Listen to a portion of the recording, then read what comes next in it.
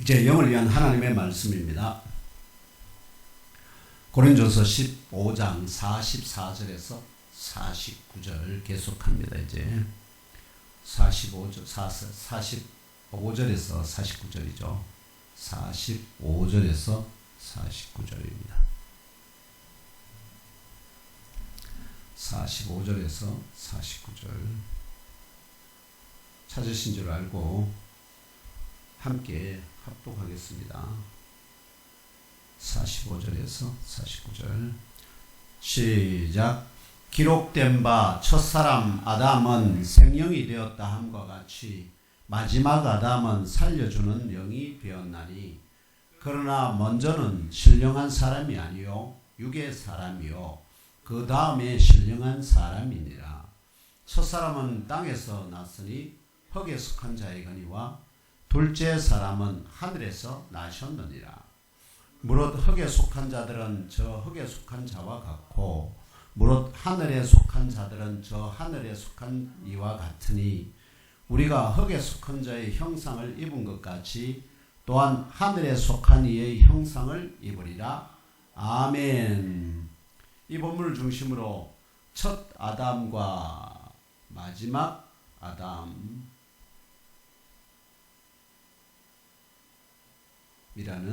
제목으로 말씀을 상고하도록 하겠습니다. 갑자기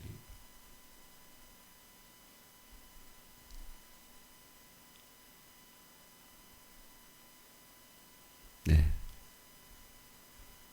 오늘은 2022년 추수의 계절 11월의 두 번째 주일이자 또한 부활하신 주 예수 그리스도께서 승천하시기 전에 보내시겠다 약속하신 다른 보혜사 곧 성령 하나님의 지상 강림을 기억하고 기념하는 성령 강림 후 23번째 맞는 주일입니다. 무엇보다 먼저 여러 우여곡절 가운데서도 오늘 여기까지 선하게 인도하여 주셨고 또 이후에도 아낌없이 복과 은혜와 사랑을 부어주시며 영원한 생명으로까지 인도하여 주실 주 하나님께 감사 경배 할렐루야로 그 이름을 송축하며 높여드립시다. 할렐루야. 아멘. 아멘. 그렇습니다. 2022년에도 세상에 더럽고 추한 것을 담던 쓰레기통과 같은 묵은 누룩과 같은 옛사람을 온전히 벗어버립시다. 갓난 아기들 같이 늘 순전한 말씀의 젖을 사모합시다. 주께 합당하게 행하여 범사에 기쁘시게 합시다. 모든 선한 일에 열매 맺게 하시기를 강구합시다. 성삼일체 주 하나님과 그분의 뜻을 아는 것에 자라갑시다. 이처럼 하나님의 말씀을 담고 성령이 역사하는 신령한 전의 한 부부로 또 황금 그릇 같은 새 사람으로 속 사람이 다시 태어나고 자라서 장성하기를 소망합시다. 특별히 지금 이 세대의 수많은 사람들 가운데서 저와 형제 자매 여러분들을 택정하여 하늘의 머리와 땅의 몸으로 이루어진 유일한 참교의 지체로 사람을 취하는 영의 업으로 부르시고 속 사람을 거듭나게 하셔서 영적 지능을 겸비하게 하시고 장성하게 하시는 주 하나님 뜻과 작정과 부르심의 소망이 무엇인지 또 오늘 각자의 보고에 따라 새롭게 하달되는 명령이 무엇인지 주 하나님의 음성을 친히 들으시고 깨달아 알고 믿고 심령에 잘 박힌 못으로 영접하시고 그 받으신 명령대로 온전히 복종하여 한 주간의 영적 실험과 영적 전투에서 이기고 승리하시기를 축원합니다. 2주 전에 말씀드렸다시피 고린도 지역 교회 가운데 불어닥친 영적 분쟁을 해결하고 그리스도의 복음의 결정체인 부활의 소망 위에 지역교회의 지체들을 다시 굳게 세우기 위하여 주 하나님께서는 사도 바울의 서신 고린도전서 15장을 통하여 세 가지 방식으로 그리스도의 부활을 변증하도록 역사하셨습니다. 첫째 방식은 성경대로 그리스도의 부활을 목격하고 일치되게 증언하는 사도 자신을 포함한 두세 사람 이상의 증인들을 소환하는 것입니다. 둘째 방식도 역시 성경대로인데요. 그리스도께서는 사망에 매여 계실 수가 없다는 영적 진리를 통하여 그리스도께서 부활하셨다 하는 것을 변증하는 것입니다. 셋째 방식도 역시 성경대로 다시 살아 부활의 첫 열매가 되신 그리스도께서 입으신 몸은 혼적인 생존 본능과 노화 본능이 배제되고요. 뭐가 배제된다고요? 현재 우리 몸에서 뭐가 배제된다고요? 전정남 권사님이 통증을 느끼는 것은 뭐 때문일까요? 통증을 느끼는 본능이 그대로 살아있었어요. 그렇습니다. 그것을 어떻게 해요? 배가 고프면 뭐 하게 되죠? 먹고 싶은 욕망. 이 모든 것들을 어떻게 해요? 제거했죠. 그리고 지금 우리가 모습 보시면 알겠지만 젊고 아름다운 때가 있었지 않습니까? 그런데 시간이 갈수록 뭐가 됩니까? 노화되지 않습니까? 이와 같은 생존 본능하고 노화 본능을 뭐에서 제거한다고요? 우리의 몸에서 제거를 해요. 배제하고 시공간에 그리스도께서 보여주신 것처럼 시간과 공간이 문이 아무리 닫혀있고 벽으로 둘러싸여 있어도 거기를 어떻게 해요? 그냥 지나 다니시는, 그래서 시공간에 초월한 영적인 몸이라는 이 영적 진리를 변증하는 이 세 가지 방식으로 그리스도께서 부활하셨다는 것을 어떻게 해요? 계시하신다, 정언하신다는 것입니다. 오늘 예목교회 주일 예배에 참석하신 성도들과 영상으로 이 설교를 경청하시는 그리스도의 몸의 지체들께서는 첫째 방식대로 500여 명 이상의 증인들이 부활하신 그리스도를 보았다. 어떤 자들은 어떻게요? 그 손가락을 어디에다 넣어봤다는 거예요. 구멍난 손과 옆구리에 넣어보기까지, 그렇게까지 그리스도께서 해보라. 아무것도 없는데 거기다 넣을 수가 있겠습니까? 뭔가 있으니까. 그래서 이 말하는 일치된 정언을 믿고 사실로 영접하시기를 축원합니다. 증인들의 말을 안 믿으면 그 다음에는 뭘 믿죠? 그죠? 증인들의 말을, 이러한 허다한 증인들의 정언이 사실로 믿어지신다면 더 깊은 것을 여러분들이 깨달을 수가 있습니다. 이게 믿어지죠. 증인들의 말이 믿어지지 않으면 그 나머지는 탁상공론에 불과할 수 있습니다. 첫 번째로 중요한 것이 증인들의 말이 믿어져야 합니다.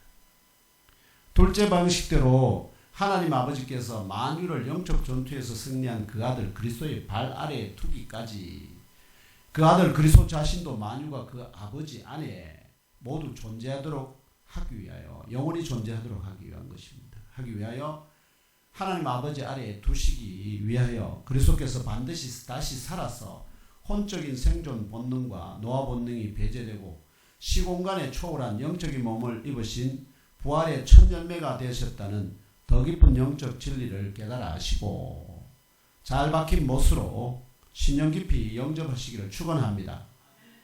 그리고 현재 우리 몸에 가장 고통스러운 것들이, 우리가 하나님 앞에 나 자신을 온전하게 세우고 거룩한 몸으로 돌을 닦고 아무리 해도 배제할 수 없는 것이 뭡니까? 혼적인 그 생존 본능과 노화 본능은 어쩔 수가 없다는 것입니다. 그렇기 때문에 인생이 괴로운 겁니다. 슬픈 것입니다. 왜? 나는 늙고 싶지 않지만 내 몸은 어떻게 해요? 점점 세월에 따라서 노화되어 가기 때문에. 그래서 이게 문제이죠. 그래서 이러한 그리스도의 부활과 복음을 하나님께서 붙여주신 베스트에게 전파하는 과정에서 베스트들이 질문을 할 수가 있죠. 뭐라고 질문할 수 있을까요? 죽은 자들이 어떠한 방법으로 일으키심을 받느냐, 또한 어떠한 본질의 몸으로 오느냐, 이런 질문을 받는다면 여러분들 어떻게 대답하시겠습니까?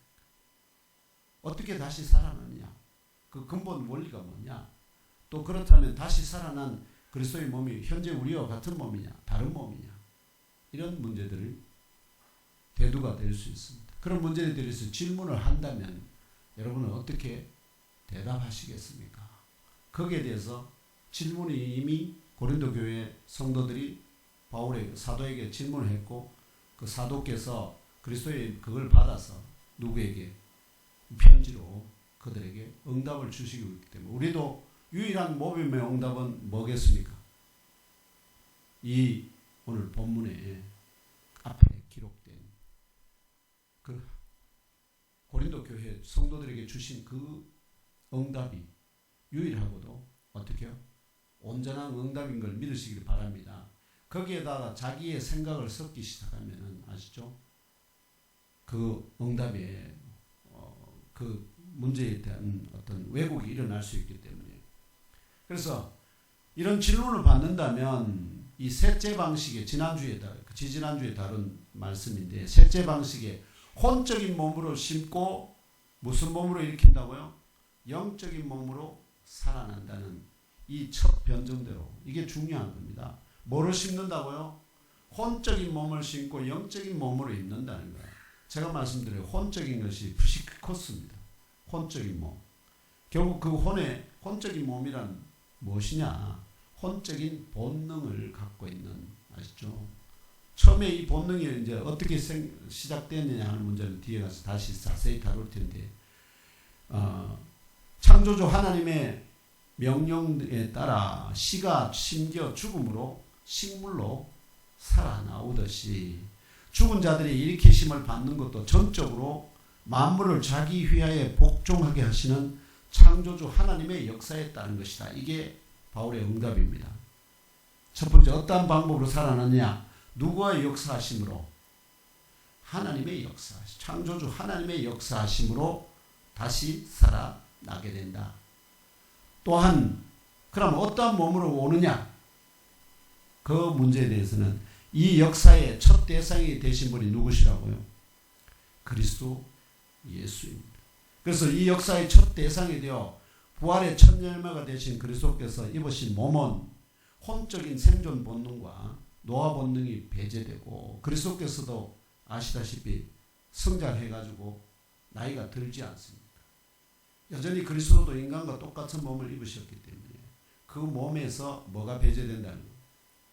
혼적인 본능과 노화 본능이 배제가 되고 그래서 그리스도께서 우리가 주님을 지금 이제 부활해서 주님을 만나면 언제 나이에 주님을 만나겠습니까?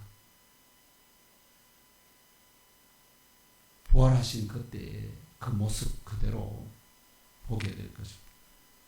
그 몸이 그래서 이 혼적인 생존 본능과 노화 본능이 배제되고 시공간에 초월한 영적인 몸이다고 형제 자매 여러분에게 생각나고 깨달아 알고 믿게 하시는 성령의 가르치심대로 가감없이 응답하심으로 베스트를 부활의 첫 열매 되신 그리스도 앞으로 초청하시는 장성한 영의 어부들 되시기를 주 예수님 이름으로 축복하며 기도합니다. 네, 질문을 다시 한번 질문을 던져보겠습니다. 첫 번째 질문이 뭐였습니까? 어떻게 다시 살아나는 그 방법, 과정. 이 과정에서 결정적으로 역사하시는 분은 누구시라고요? 창조주 하나님이시다. 그 다음에 어떤 몸으로 오느냐 했을 때 혼적인 본능이 배제된 그리고 시공간에 초월한 영적인 몸으로 그것이 바로 혼적인 몸으로 심고 무슨 몸으로? 영적인 몸으로 살아나신다 하는 의미입니다. 참고로 2주 전 설교에서 38절에 하나님이 그 뜻대로 그에게 형체를 주시되어야 할 때 이 형체 그리고 그 각 종자에게 그 형체를 주시느니라 하는 본문에서 형체로 번역된 헬라 원어가 주로 한글로 몸, 영어로 body로 번역되는 소마라고 말씀드렸습니다만 제가 직접 작성한 종합적인 번역 용례 표 있지 않습니까? 거기에서 일부 오류가 있어서 수정 보완하고자 합니다. 한번 넘겨주실래요? 이게 소마라는 단어가 신약 성경에 총 144회 사용됩니다. 근데 영어로 킹 제임스 버전의 버전으로 body라는 말이 143회로 번역됐고 slave라는 말이 1회인데 이건 예외적인 겁니다. 거의 body로 번역하는 게 다 정상입니다. 그 다음에 한글 개역 개정에서는 이걸 몸 119회는 거의 대부분이죠. 그 다음에 시체라는 말로 죽은 몸 아시죠? 죽은 사람의 몸을 표현할 때도 이 소마라는 것을 표현합니다. 그래도 이 시체, 그 다음에 형체로라는 말이 있습니다. 5번 정도 나오는데 바로 오늘 고린도 전서의 15장에 지금 2번 나오는 거죠. 총 5회 중에서 그 다음에 육체라는 말로 번역되고 죽음이라는 말로 번역됩니다. 이거는 거의 시체랑 같은 표현이죠. 그래서 하여튼 우리말은 이렇게 몸을 시체, 형체, 육체, 죽음 뭐 이렇게 다양하게 번역하지만 근본적으로는 뭐라는 거죠? 몸이라는 의미입니다. 몸. 그래서 이 몸이라는 걸로 지난주에는 조금 이게 잘못되어 있었어요. 그래서 결론적으로 보면은 다음 넘겨주시죠. 그러면 사람의 몸이라고 하는 것은 사람을 이루고 있는 근본 본체 아시죠? 사람의 근본 본체에 관련돼서는 푸뉴마가 있고 푸시케가 있고 소마가 있고 사륵스가 있어요. 그래서 이것을 조금 더 자세하게 구분해서 여러분들에게 말씀을 드려보면은 결론적으로 하나님의 형상을 따라 하나님의 모양대로 창조된 첫사람 아담 아시죠? 그리고 그 모든 후손들을 이루는 공통되고 사람이라면은 공통적인 그리고 본질적인 요소에 대해 성경이 4가지를 계시합니다. 4가지 말씀한다는 거죠. 첫 번째가 뭐냐니까 사람을 이루는 본체적 요소의 첫째는 창조주 하나님의 호흡이죠. 호흡으로부터 부여된 것으로 믿어지는 영입니다. 영어로 뭐라고 번역되고 있죠? 푸뉴마 영인데 영어로는 주로 스피리스로 번역됩니다. 고스트라고 하는 것은 영적인 존재들 보죠. 존재들 보통 성령님을 또 고스트라고 번역하기도 합니다. 그래서 주로 영입니다. 그래서 푸뉴마 그 푸뉴마라는 것이 사람에게 필수적인 엘리먼트의 하나다 하는 거. 그 다음에 두 번째가 뭐냐니까 이 푸시케인데 이 푸시케는 하나님이 땅의 흙으로 사람을 지으신 다음에 그들에게 뭐 복을 주시며 명령하죠. 생육하고 번성하여 땅에 충만하라. 이 창조주의 복된 말씀으로부터 몸에 각인된 것으로 믿어지는 이것이 뭐냐면 혼적인 생존 본능입니다. 첫 번째 이 생존 본능이 혼적인 생존 본능이 새겨졌고요. 몸에 선악과 범죄 후 너는 흑이니 흑으로 돌아가리라는 심판의 말씀으로부터 몸에 각인된 것으로 믿어진 혼적인 노화 본능, 흑으로 돌아가는 과정입니다. 이 두 개가 혼적인 노화 본능 이 자체나 혹은 혼적인 본능이 노화 본능이 각인된 몸이나 육체를 가진 생명체를 뭐라고 부르느냐 하면은 푸시키다. 이해되시죠?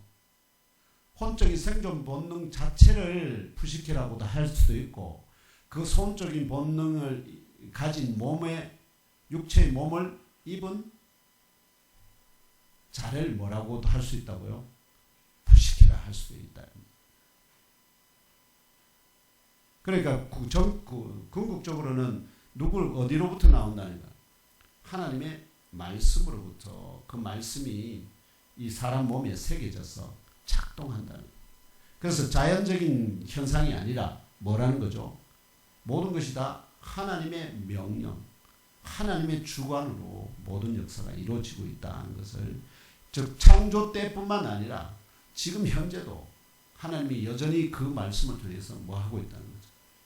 역사하시고 계시다는 것을 보여주는 중요한 걸 이 푸시킵니다.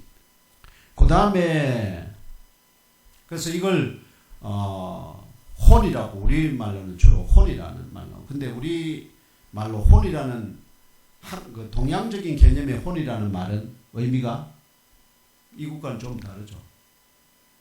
왜냐하면 동양적인 의미의 혼이라고 하는 것은 우리의 영을 통상 말하기 때문에 그래서 혼돈이 있는 겁니다. 그렇지만요 성경에서는 명백하게 혼이라고 하는 것은 이 푸시케를 의미하고 이 푸시케를 영어로 번역하면 킹 제임스 버전에서는 거의 소울이라는 혼이라는 그 소울이라는 단어, 그 다음에 그 소울을 가진 존재로서의 라이프, 생명.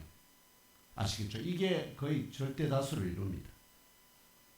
즉 혼적인 본능 그 자체 플러스 그 혼적인 본능을 입은 생명, 그것을 뭐라고 부른다고요? 푸시케라고 부른다. 푸시케라고 말입니다. 이제 이해되시나요?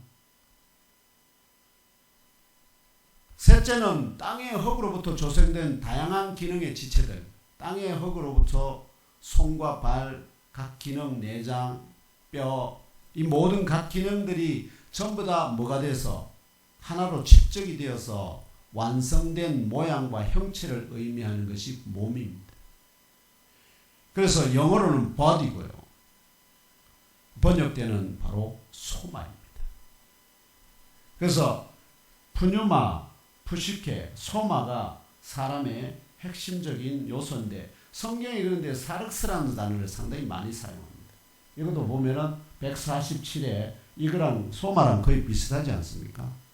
사륵스라는 단어를 거의 비슷하게 많이 사용하는데 이 사륵스라고 하는 것은 뭐냐니까 사람을 몸의 각 지체의 고유한 기능이 아니라 단지 눈에 보이는 부분과 보이지 않는 부분. 사람 보니까 보이는 부분이 있죠. 그런데 안에 뭐가 있는 것입니까? 생각하고 뭔가 보이지 않는 부분이 들어있어요. 생각하는 기능들이 있어요. 뭔가 지성이 있는 거.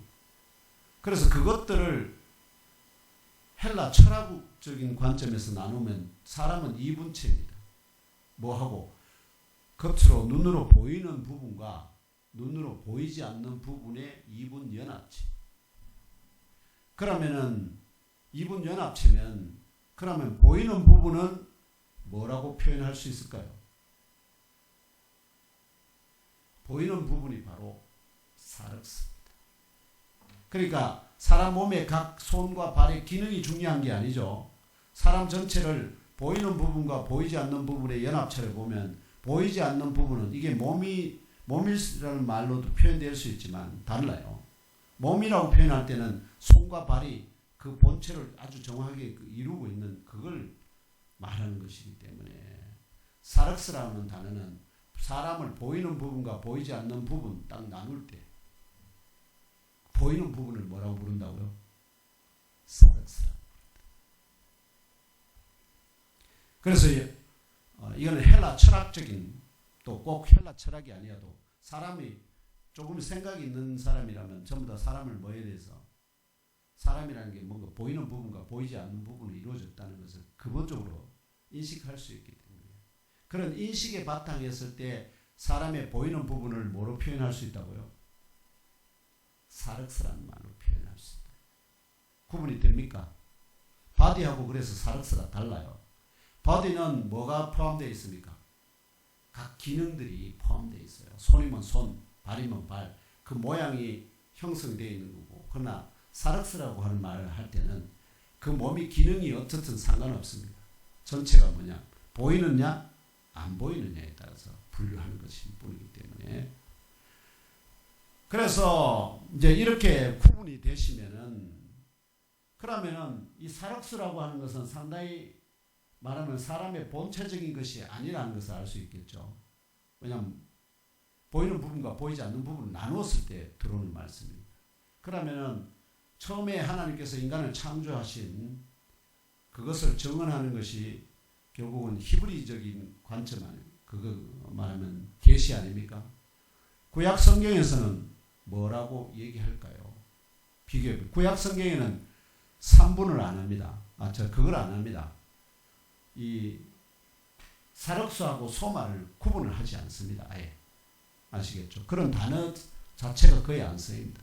이걸 두 개를 다 포함해서 하나의 단어가 사용된다는 겁니다. 그래서 다음 페이지 넘겨주세요. 이게 히브리 원어입니다. 그래서 사람은 아까 얘기했던 푸뉴마, 그 다음에 스피릿에 해당되는 그리고 우리말로 영에 해당되는 루아우라는 본체가 있고요. 그 다음에 혼적인 본능을 표현하는 것이 바로 뭐냐니까 네페시라는 겁니다. 이 네페시가 뭐로 주로 번역된다고요? 총 752회 중에서 구약 성경에 사용되는데 그 중에 680회가 푸시케로 번역됩니다. 그럼 네페시는 거의 뭐라는 거죠? 푸시케라는 것입니다. 그 푸시케를 영어로 번역하면 소울이 대다수를 차지하고요. 영어로 하면 우리 한글로 번역하면은 영혼, 뭐 별소리를 다 합니다. 혼, 영혼. 그래서 영혼이라는 말은 단어는 없다고 제가 확실하게 말씀드릴 수 있는. 이 모든 과정을 다 통해서 보면은 결국은 신약에서 말하는 혼이라고 푸시케라고 하는 것은 헬라 히브리어의 네페시에 해당된다는 것을 대응할 수 있고요. 그 다음에 이제 몸에 대한 것이 바로 바사르라는 단어가 한총 그 단어밖에 없습니다. 바사르가 뭐냐? 여기 보시면은 총 266회 중에서 사륵스라는 말로 145회, 그 다음에 소마라는 말로 19회. 그러니까 주로 뭐에 가깝다는 거죠? 사륵스에 가까운. 그럼에도 불구하고 즉 사람의 소마라는 개념도 있는데 그래서 플래시 주로 우리 그걸로 하면은 플래시로 번역되는 것이 정상이고요. 그래서 이거는 결국 뭐냐면 살, 고기, 육체 이런 의미를 갖습니다. 그러니까 구약에서는 소마와 사륵스를 거의 구분하지 않는다 하는 겁니다. 거의 사람이 말하면은 죽을 수밖에 없는 그런 몸을 입었다 하는 의미에서 죽을 수밖에 없는 몸이라는 의미에서 뭐를 쓴다는 거죠? 바사르. 그 바사르가 신약 성경의 헬라 철학적인 관점에서 보면은 뭐와 가깝다는 겁니다. 사륵스와 가깝다. 그래서 헬라 철학으로 그 헬라어로 번역할 때는 바사르를 말하면 소마보다는 뭐에 가깝도록 전부 다 사륵스. 왜? 거기 나오는 성경 내용들 중에 전부 다 죽고 이 얘기를 하기 때문에 그 죽음의 몸을 지닌 존재로서의 사람. 그걸 표현하니까 계속해서 어떻게요? 사륵스에 가까울 수밖에 없다 하는 이런 뜻입니다. 그래서 이 사람을 이루는 본체적인 요소들을 표현하는 용어와 이 기본 의미들을 참조하시며 오늘 본문이 계시하는 몸이나 형상이 어떠한 본체인지를 파악하시는 것이 유익할 것으로 믿어집니다. 성령님께서 성도님들의 심령과 마음의 깊은 곳에 이 내용들, 용어들을 새겨주시기를 진리와 은혜의 주가 되시는 예수 그리스도 이름으로 축복합니다. 네. 어려운 듯 하지만 실질적으로는 워낙 오랫동안 여러분들이 들어온 말들이기 때문에 정리만 딱 해서 그게 놓으시면 됩니다. 사람은 그 신약 성경에서 사람에 대해서 주로 첫 번째 뭐죠? 영, 푸뉴마, 그 다음에 혼, 푸시케, 그 다음에 몸, 소마. 거기다가 근데 그 사람을 헬라 철학적인 관점에서 보이는 부분과 보이지 않는 부분을 나눌 때 그 보이는 부분에 대해서 뭐라고 부른다고요? 사륵스라 부른다. 구약 성경에서도 거의 같습니다. 루하우, 그 다음에 네페시, 그리고 바사르. 바사진다, 부서진다 이렇게 얘기하시면 됩니다. 부서진다, 바사진다, 바사르. 그런 의미에서 사람은 뭐가 되는지 3분이라 하는 걸 알 수 있다는 거예요. 그렇지만 헬라 철학자들은 지식이 그 근본을 모르니까 뭐 할 수밖에 없습니까? 보이는 부분과 보이지 않는 부분으로 이분할 수밖에 없다. 그게 현대 신학의 신학자들이 혼돈에 빠져 있는 이유입니다.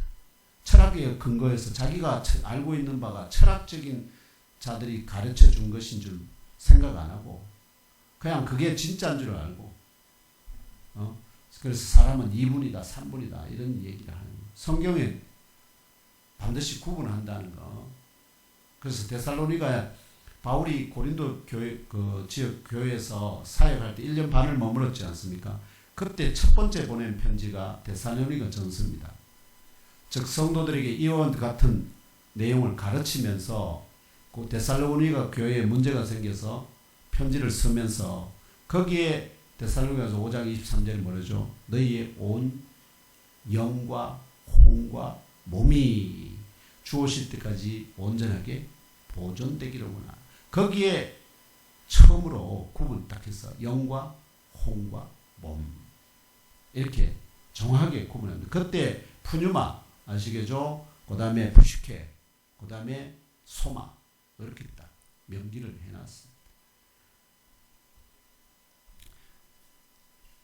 실제로 이제 물과 성령으로 우리가 거듭났지만 갓 태어난 아이를 물과 성령으로 거듭났지만 갓 태어난 아기를 뭐로 부른다는 겁니까? 살키코스라 부른다는 겁니다. 그러면 이 살키코스에서 장성한 푸뉴마티코스로 성장되기를 소망하는 저와 형제 자매 여러분, 오늘 본문을 포함한 45절로서 58절에서 주 하나님께서는 셋째 방식의 그림자를 아까 처음에 세 번째 방식은 두 개로 이루어졌습니다. 첫 번째 하나는 무슨 몸을 심고 혼적인 몸을 심고 영적인 몸으로 입어 다시 살아난다는 거. 근데 이번에 두 번째는 그림자를 벗고 본체를 입는다는 방식으로 다른 비교 방식이죠. 하나는 혼적인 몸을 심고 영적인 몸으로 다시 살아난다. 또 다른 하나는 그림자적인 몸을 말하면은 본체 그 그림자를 벗고 본체를 입는다는 다른 비교 방식으로 역시 성경도로 다시 살아 부활의 첫 열매가 되신 마지막 아담 예수 그리스도와 첫사람 아담을 비교합니다. 그래서 마지막 아담이신 예수 그리스도가 죽은 자 가운데서 살아나신 과정과 또한 그 입으신 몸의 본질적인 차이에 대한 계시를 이어갑니다. 첫사람 아담이 입은 몸과 마지막 아담 예수 그리스도가 입은 몸 사이의 차이가 뭐냐, 이걸 계속해서 이어간다. 그러니까 첫 번째 질문에 대한 답을 계속 두 가지 방식으로 하고 있다 하는 겁니다. 결론적으로 셋째 방식의 혼적인 몸을 심고 영적인 몸으로 살아난다는 우선되는 변증으로 계시한 바와 같이 부활하신 그리스도께서 입으신 몸은 혼적인 생존 본능과 노화 본능이 배제되고 시공간에 초월한 영적인 몸이듯이 저와 형제 자매 여러분이 장래에 입을 몸도 혼적인 생존 본능과 노화 본능이 배제되고 그래서 더 이상 뭐가 없을까요? 늙는 것도 없고 아픈 것도 없고 배고픈 것도 없고 그 모든 고통에서 어떻게요? 자유하게 되는 그런 몸을 있게 될 것이라는 이 영적 진리는 여기에서도 변개치 아니할 것을 믿으시기 바랍니다. 먼저 오늘 본문 45절로 49절에서 역사 가운데 계시된 그림자와 그 본체라는 성경의 관점, 이게 창세기 창조기사에서 정확하게 언급되어 있습니다. 요한복음 1장 1절에서 9절, 창세기 1장 1절에서 5절, 처음에 하나님께서 창조의 역사를 무엇을 지으심으로부터 시작하죠? 빛을 지으심으로. 근데 그 빛이 거기서는 그림자예요. 근데 요한복음 1장 9절에서는 참빛입니다. 참빛이 비추어진 그 그림자가 바로 뭐라는 거죠? 창세기 1장 3절에 나오는 태초의 빛이다. 그 빛을 통해서 무엇을 지으시듯이 물질적인 우주를 창조하듯이 참빛을 통해서 뭘 지으신다? 영적 재창조를. 영적 재창조를 위해서 세 가지 조건이 필요합니다. 첫 번째, 하나님의 영이 수면 위에 운행하셔야 돼요. 그리고 빛이 있으라는 말씀이 있었어요. 그 말씀대로 빛이 실존을 하게 되었죠. 여로부터 만물이 창조됩니다. 그리스도께서 요한복음 1장에서 뭐죠? 첫 번째, 그리스도 위에 누가 임하셨습니까? 하늘이 갈라지면서 하나님의 성령이 비둘기같이 내려 그분에게 임하셨죠. 그 다음에 요한복음 1장 1절에 뭐라고 합니까? 태초에 말씀이 계시니라. 말씀이 계시니. 그 말씀이 곧 사람들의 생명입니다. 그런데 그 말씀이 곧 뭐로 오셨다는 거예요?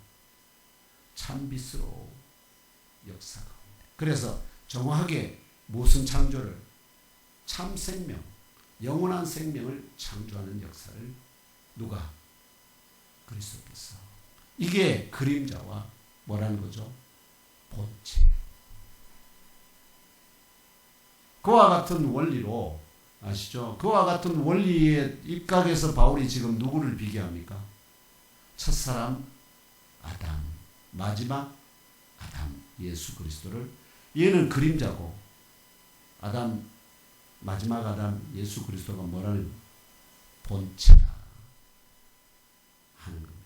우리는 그러면 무엇을 읽겠습니까? 처음에는 무엇을 읽고? 아담의 형상을 읽고, 마지막에는 누구의 형상?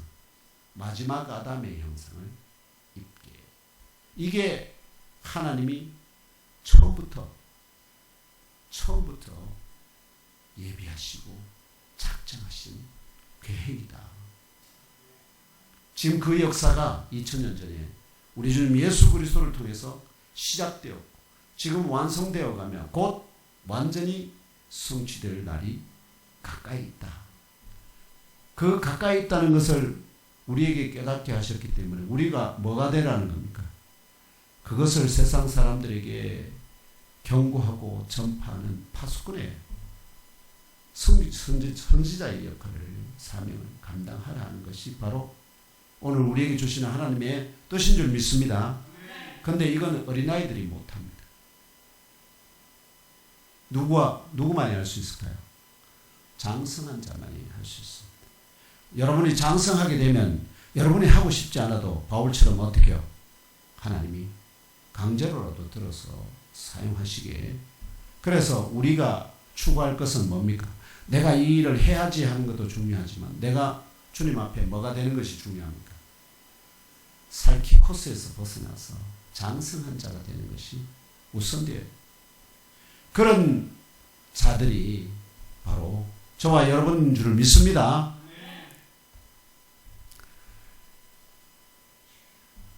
그래서 창세기 기자가 증언하는 바 첫사람 아담과 신약의 복음서 기자들이 증언하는 바 마지막 아담 예수 그리스도를 네 가지로 비교한 후에 그림자의 형상을 입고 죽은 자들 가운데서 살아나는 성도들이 입을 본체적 형상이 무엇인지를 계시합니다. 첫째 비교는 45절이죠. 첫째 비교, 여러분이 오늘 본문 읽은 45절에 살아있는 혼적인 피조물로서의 첫 아담, 이걸 리빙, 영어로 뭐라고 부르죠? 리빙 소울이라 부릅니다. 리빙 소울, 영어로 킹제임스 버전에서는 이걸 혼적인 피조물, 이걸 리빙 소울이라 이렇게 합니다. 리빙 소울로서의 첫 아담과 저주를 받아 죽은 혹은 죽을 만유를 살려주는 영으로서의 마지막 아담. 둘째 비교는 46절입니다. 육의 사람으로 창조된 첫 아담과 영적인 사람으로 성육신하신 마지막 아담입니다. 셋째 비교는 47절에 완전한 영적인 사람으로 다시 살아나신 마지막 아담입니다. 죄송합니다. 영적인 사람으로 성육신하신 게 영적인 사람으로 다시 살아 부활하신 마지막 아담이다. 이렇게 말씀드리겠습니다. 셋째 비교는 47절입니다. 땅으로부터 조성되어 흙에 속한 첫 사람 아담과 하늘로부터 오셔서 하늘에 속한 마지막 아담입니다. 넷째 비교는 48절입니다. 흙에 속한 자들의 원조죠. 흙에 속한 자들의 원조, 프로토타입이라고 합니다. 이런 걸. 흙에 속한 자들의 원조인 첫 사람 아담과 하늘에 속한 자들의 원조인 마지막 아담입니다. 이 다른 비교 변적의 결론으로 49절에서 믿는 성도들이 흙에 속한 자의 형상을 입은 것 같이 또한 하늘에 속한 자의 형상을 입을 것이라고 예언합니다. 믿습니까? 여기 49절에 흙에 속한 자의 형상이나 하늘에 속한 자의 형상이라는 계시 속에 등장하는 형상으로 번역된 헬라어 원어는 에이콘입니다. 여기 한번 넘겨주실래요? 이게 에이콘이다. 이게 형상이라는 말로 우리 그 영어로는 이미지가 됩니다. 이미지. 그런데 우리말로는 이걸 형상으로 우상으로 비슷하게 나오죠. 형상이 되기도 하고 우상이 되기도 합니다. 그래서 기본적으로 이미지라고 하는 것은 우리가 이미지 누구를 보면 누구 이미지가 떠오른다 이렇게 말씀하잖아요. 그렇게처럼 기본적으로 어떤 대상이 그 본체를 온전하게 빼닮았다는 의미입니다. 이게 이미지입니다. 형상입니다. 뭐를 닮아? 빼닮았다는 거예요. 본체를 빼닮은 사본. 이게 이미지입니다. 에이콘입니다. 그러므로 어떤 대상이 그 본체를 온전히 빼닮지 않았는데도 그 본체의 형상으로 인식하도록 보이게 만들어진 것이 바로 뭘까요? 황금 송아지 만들어서 이게 너희를 광야에서 인도하던 우리 하나님 여호와다 했을 때 빼닮지 않았잖아요. 그걸 뭐라고 부른다고요? 우상이라고 부른다. 우리가 장성을 잘 보시면 그게 우상이라는 것은 뭐죠? 그것이 우리를 지켜주는 존재들이 아닙니다. 그 마을에 수호신이 아니거든. 그런데도 그 수호신인 줄 알고 그런 모양을 새겨서 빼닮은 것이 없는 그 마을의 수호신은 누굴까요? 하나님이죠. 그 하나님이 파송한 천사들이 그 마을을 지키시고 또 교회를 지키시고 안보하시는 분이에요. 그렇기 때문에 결국은 그 지키시는 분의 그거는 그런 천하대장군이나 천하여장군 같은 자들이 아니고 누구라는 거죠? 그 형상을 알 수 없는 누구도 본 적이 없는 하나님이신데 그런 보이는 형상을 만들어서 그게 곧 뭐가 된다는 거죠? 우상이다. 그러면 십자가는 우상일까요? 아닐까요? 십자가를 통해서 여러분들이 이걸 하나님이다 우리가 믿습니까? 아닙니다. 그거는 그래서 십자가는 뭐가 아니라는 거죠. 형상이 아닙니다. 그게 아닙니다. 우상이 아닙니다.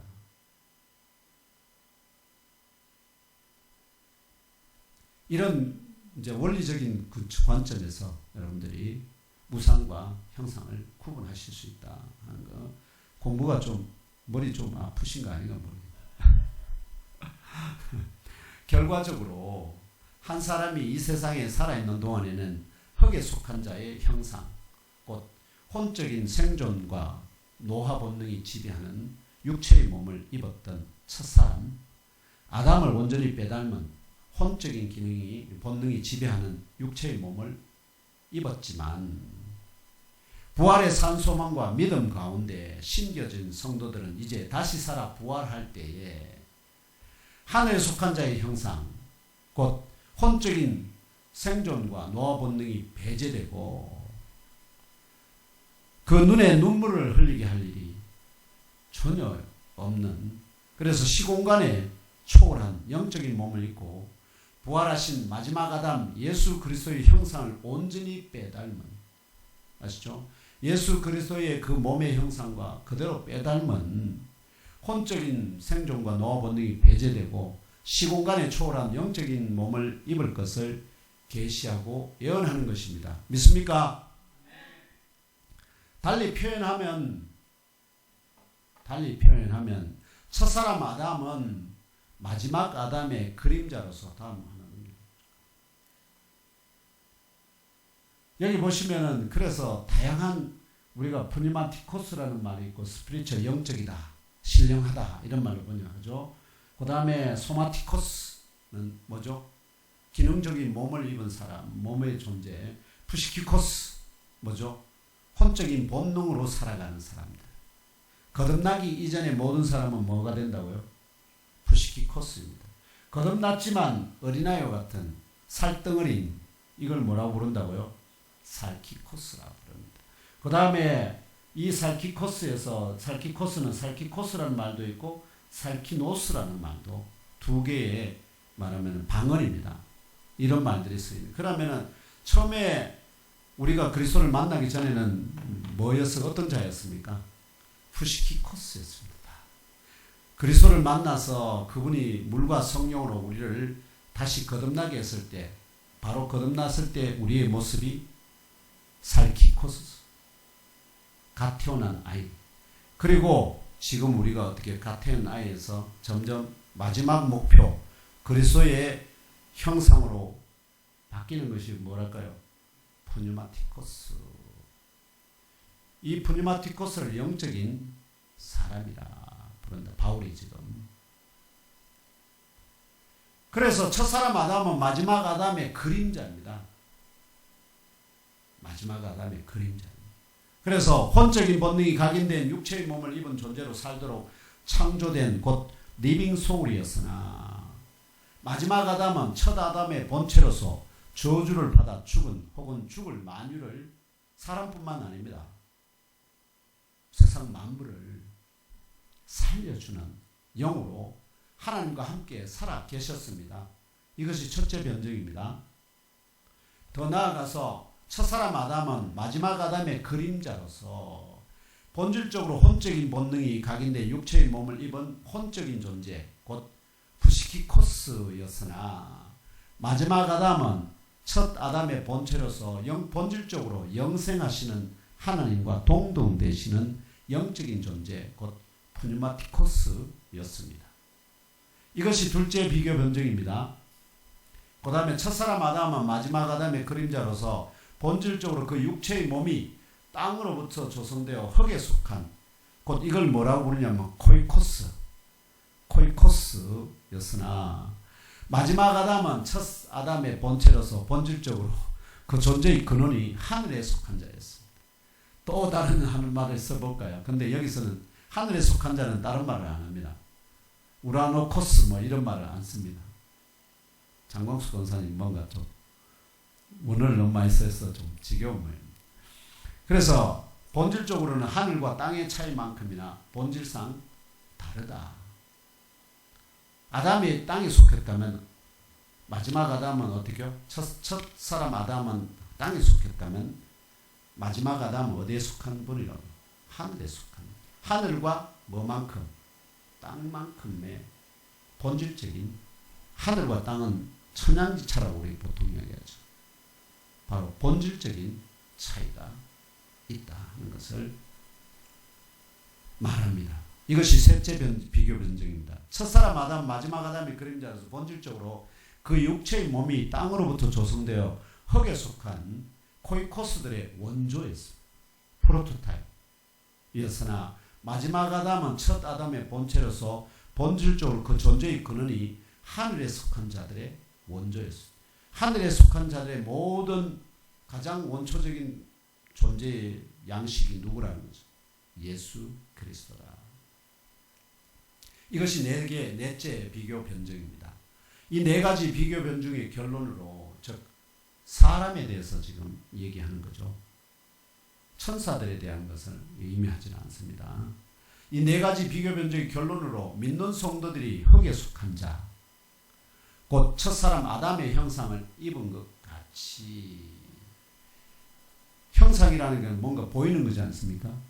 그러면은 첫사람 아담의 보이는 부분이 어디죠? 뭐죠?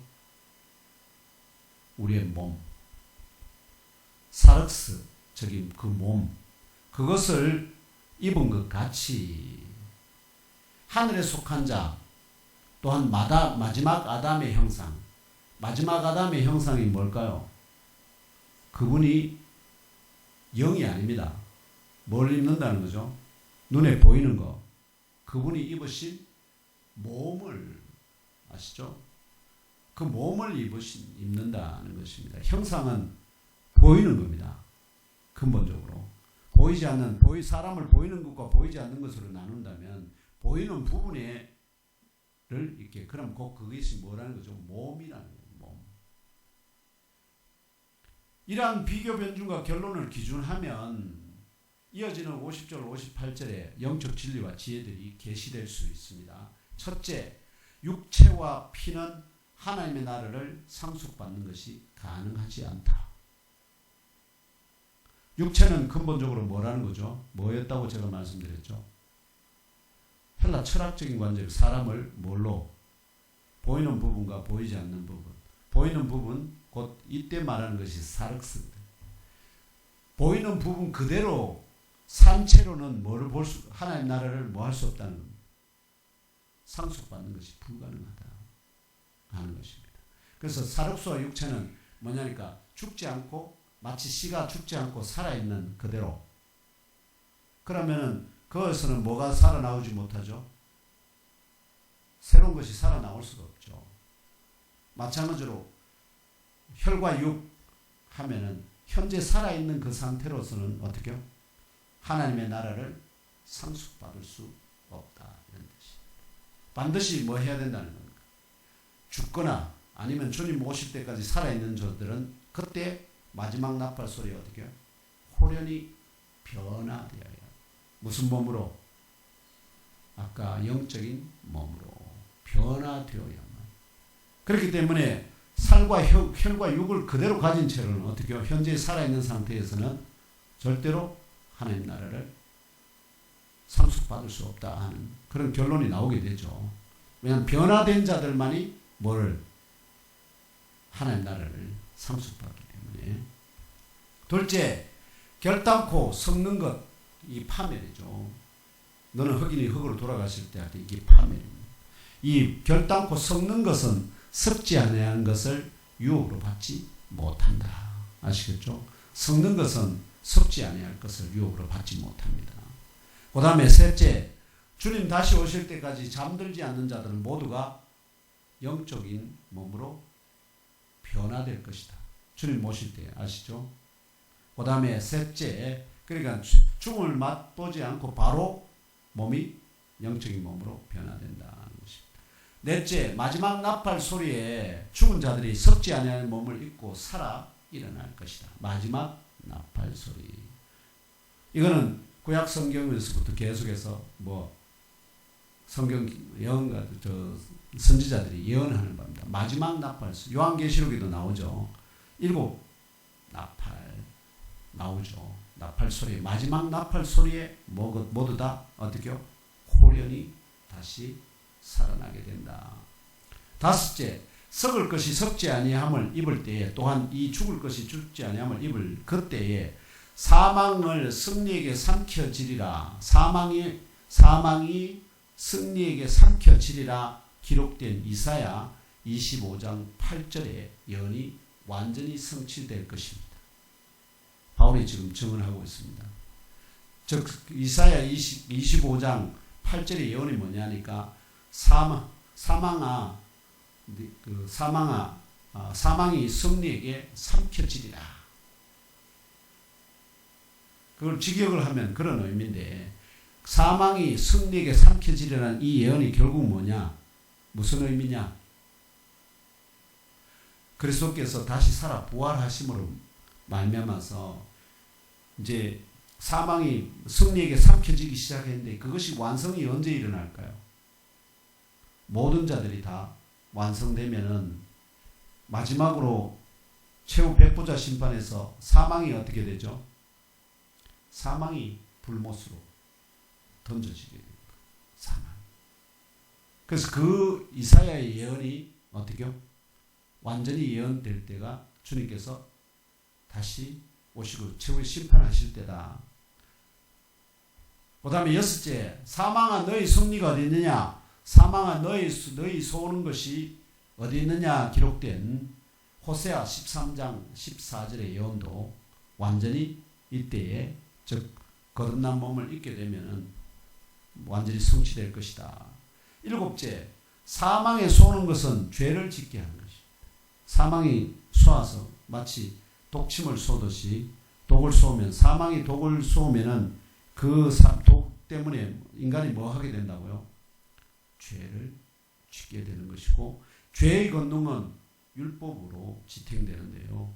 주 예수 그리스도를 통하여 믿는 자들에게 승리를 주시는 하나님께 감사합니다.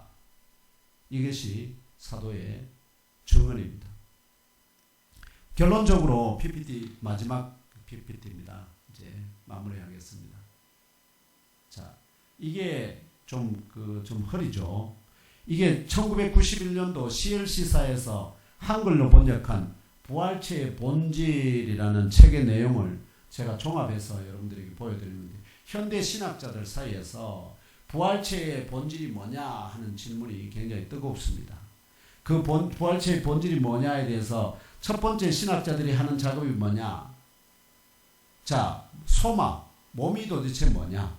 육체는 뭐냐? 이걸 먼저 구분한다는 겁니다. 이해는 되죠? 그런데 이 구분이 제대로 되고 있나? 제가 말씀드렸던 듯이 소마는 뭐라고 그랬죠? 기능적인 몸을 포함한 성경이 기본적인 사람의 엘리먼트로서 얘기하는 부분이고, 그 다음에 사륵스는 뭐라고 그랬죠? 육체는 철학적인 관점에서 인간을 보이는 부분과 보이지 않는 부분을 했을 때 보이는 부분을 표현하는 용어이기 때문에 이걸 명확하게 구분해주면, 그러면 사륵스라는 개념은 근본적으로 어떻게 해요? 성경적인 개념이라기보다는 철학적인 개념이거든요. 그럼 소마에 대한 것을 몸이 도대체 뭐냐 아시죠? 이 부분에 집중하면 됩니다. 이렇게 구분이 되면, 그래서 이렇게 구분하면 거의 대다수의 신학자들은 뭐냐니까 육체적인 몸의 부활은 없다 이렇게 믿습니다. 육체라고 하는 것은 뭐를 포함한다는 거예요? 제가 말씀드렸죠. 혼적인 본능을 포함하는 거예요. 그 혼적인 본능을 포함한 몸의 부활은 없다. 이게 정상 기본적인 그거죠. 근데 소수는 뭐를 믿느냐? 육체의 부활이다. 혼적인 본능을 그대로 가진 채로 부활한다는 거예요. 이 소수가 그렇게 다 이렇게 믿는 자들이, 신학자들이 있습니다. 근데 대부분은 다 어떻게요? 육체적인 몸의 부활은 없다. 이렇게 표현하는데, 문제는 이 가운데서도 또 분류가 됩니다. 육체적인 몸의 부활은 없는데, 그러면 다시 살아난 사람의 부활한 예수의 몸은, 예수님의 몸은 어떤 형상이냐, 어떤 본질이냐 했을 때 완전히 영화된 영적인 거다. 여러분, 이제 영적인 거하고 육체적인 거하고 구분이 참 어렵죠. 영적인 완전히 100% 그래서 인간은 죽었다 다시 예수님이 다시 살아나면 영은 우리가 뭐를 할 수가 없습니까? 어떤 존재의 어떤 형상을 가질 수가 없잖아요. 그런데 그리스도께서는 뭘 가지셨습니까? 형상을 가지셨어요. 그런데 그렇기 때문에 완전히 인간이 영화된다는 것은 영적인 몸이라는 표현일 뿐이지 우리가 다 이해할 수 없지만, 영적인 몸이라는 말의 의미가 무엇인가 구체성을 따졌을 때 그게 우리가 속에 보이지 않는 영과 같은 그런 것이 아니라는 것입니다. 아시겠죠? 그래서 여기 뭘 말하냐면, 그래서 이런 것을 주장하는 사람도 있고, 아니다, 현재의 우리의 육체의 몸과는 구별되지만 그럼에도 영광스러운 어떤 몸일 것이다. 요렇게만 정의를, 요런 정도 수준에 머무르고 있다는 거. 지금 제가 말씀드리는 건 뭐까지 갔습니까? 완전한 영적인 몸이 아니라 현 육체에, 아시죠? 혼적인 본능을 가진 이걸 심고 영적인 몸으로 거듭났다는 그 말의 의미가 바로 혼적인 본능이 배제되고 또 시공간에 초월한 그런 몸을, 형상을 입는다. 그렇다고 그게 몸이 없다는 것이 아닙니다. 몸이 있다는 뜻입니다. 그 몸을. 그래서 그렇게 구분해 나가는데, 이들 가운데서 이제 이런 혼돈이 계속해서 이런 문제들을 갖고 현대 신학자들이 또 목회자들이, 그래서 사람을 2분이니 3분이니 또 영적인 부활체가 완전한 영화냐, 영적인 그거냐, 아니면은 영적인 뭔가 신령하긴 한데 그래도 어떤 현재의 몸과 크게 다르지 않는 그런 몸이 아니겠느냐, 이런저런 논쟁을 하지만 그 근본 핵심은 어떻게요? 들어간 사람이 제대로 없기 때문에 결국은 전부 다 뭘 할 수밖에 없다는 거예요. 계속 자기 주장을 계속 이야기하고 2000년 넘게 지금 이 주제를 다뤄왔지만 여전히 뭐가 논쟁이 고린도 교회뿐만 아니에요. 지금 현재도 여전히 이 논쟁이 뭐죠? 계속되고 있다 하는 겁니다. 바울이 오늘 고린도전서 15장 여기에서 부활체의 본질에 대해서 38절부터 시작해가지고 분명하게 그 계시의 말씀을 주고 있지만 그 의미를 어떻게 온전히 제대로 깨달아 아는 자가 그렇게 많지 않다 하는 것입니다. 그래서 오늘 전체적인 내용을 제가 여러분들에게 다 정리를 해드렸는데 여러분들 심령 속에 이 문제들에 대한 분명한 기준과 또 식견이 세워지기를 주님 이름으로 축복하며 기도합니다. 이런 질문들 하는 자들을 향해서 그래서 부활체에 대한 온전한 영적 진리와 지혜를 추구하는 자들을 향하여서 사도 바울은 나의 사랑하는 형제들아 이렇게 부르면서 주님 안에서 너희들의 수고가 헛되지 아니할 것을 알으라. 그렇게 알고자 하는 그 노력이 어떻게요? 헛되지 않다. 그리고 견고하게 되라. 즉 자기가 가르치는 이 말씀 오늘 제가 말씀드렸죠. 그 내용들에게 여러분들 자신을 어떻게요?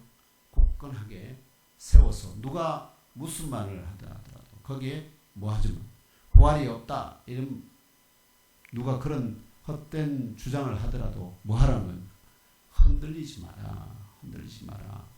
그리고 언제나 주님의 역사 안에서 넘치도록 수고하라.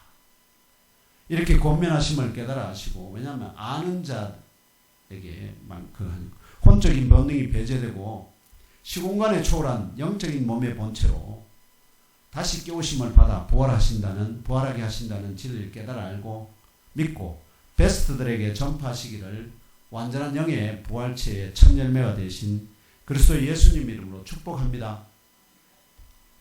이제 말씀을 맺겠습니다. 지금 오늘 여기까지 저와 형제 자매 여러분의 속사람도 물과 성령으로 거듭났지만 갓난아이에서 자라고 장성한 세상이 감당치 못하는 참 성도로 또 영의 어부가 되게 하기 위하여 푸뉴마티코스로 성숙되는 과정에 있습니다. 그런 가운데 환난과 박해의 영적 바람이 불더라도 또 선을 행하는 중에 당하는 고난이라도 욕을 욕으로 악을 악으로 갚지 말고 원수를 향하여서도 오히려 복을 빌어주므로 하나님이 예배하신 한 사람이라도 취하여 주 하나님께 올려드리는 충성된 업으로 쓰임 받으시기를 성찬 예식을 통하여 그 살과 피를 오늘 우리들에게도 나눠주시며 성령을 마시게 하심으로 구별되는 은사와 직분을 주시는 그리스도 예수님 이름으로 축복하며 기도합니다.